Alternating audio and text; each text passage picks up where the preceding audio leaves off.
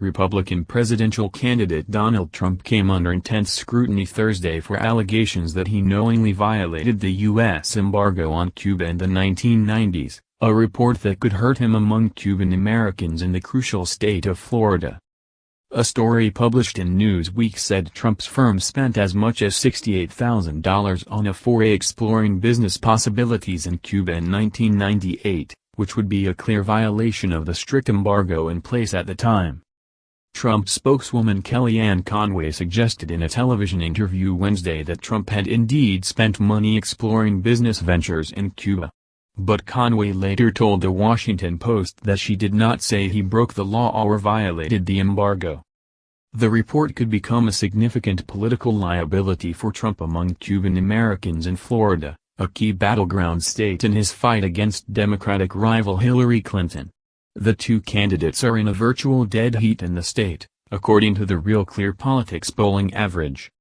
Susan McManus, a nonpartisan Florida political analyst, said the issue could cause great concern among older Cuban Americans in the state, who are firmly pro-embargo.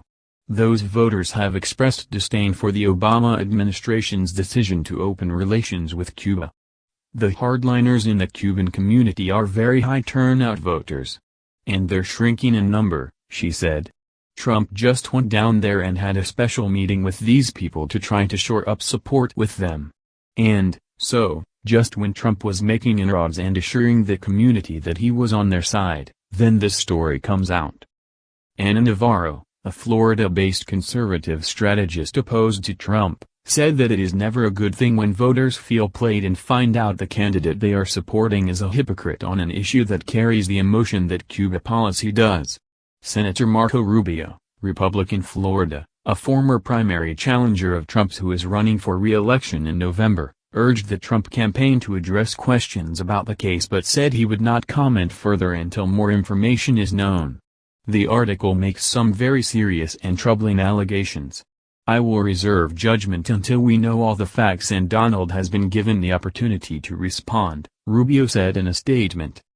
According to Newsweek, the fees associated with a business trip to the island by Trump representatives were paid by Trump hotels and casino resorts through a consulting firm called Seven Arrows Investment and Development.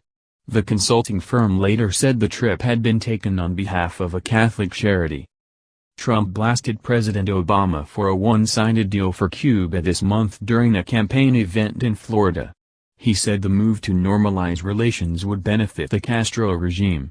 He has vowed to reverse Obama's efforts to open U.S.-Cuba relations if he is elected president, unless the Castro regime meets our demands, not my demands, our demands.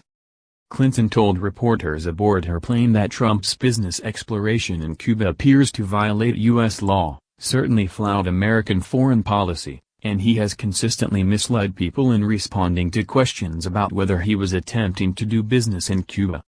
This adds to the long list of actions and statements that raise doubts about his temperament and qualification to be president, she added. Conway, during a tense appearance on ABC's The View, appeared to say that Trump had spent money in Cuba but emphasized that he decided not to invest there. I think they paid money, as I understand from the story, in 1998, and we're not supposed to talk about years ago when it comes to the Clintons, Conway said amid crosstalk. So the question is, did he spend money? He's very critical of Cuba, he's very critical of Castro, he's been critical of Cuba, she said. He gave a speech the very next year to the Cuban American National Foundation in Miami critical of those who want to do business with Castro.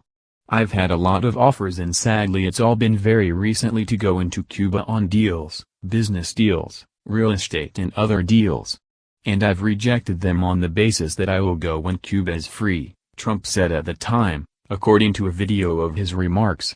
Putting money and investing money in Cuba right now doesn't go to the people of Cuba. It goes into the pockets of Fidel Castro.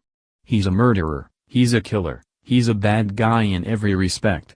Conway said several times Thursday that Trump did not ultimately invest money on the island and sought to focus attention on foreign donations to Bill and Hillary Clinton's family foundation.